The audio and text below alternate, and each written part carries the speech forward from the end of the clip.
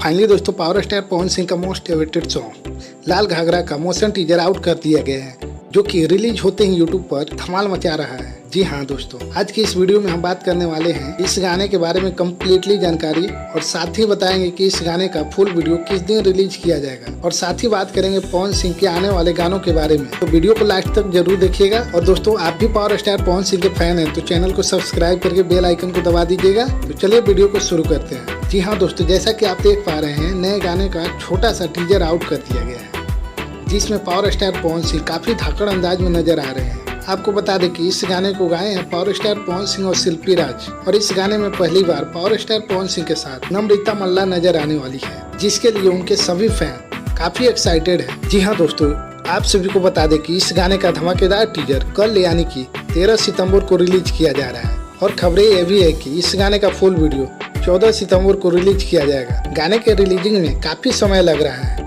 और इस गाने का काफी प्रमोशन भी किया जा रहा है ताकि गाना सुपर डुपर हिट हो, क्योंकि इस गाने को काफी महंगे बजट पर बनाया गया है और इस गाने को बनाने में काफी पैसा खर्च किया गया है। तो दोस्तों तैयार रहिए कल के लिए, जब आ रहे हैं पावर स्टार पवन सिंह अपने धमाकेदार टीजर लेकर। तो फिलहाल दोस्तों वीडियो में इतना ही, फिर मिलते हैं अगले अपडेट के साथ।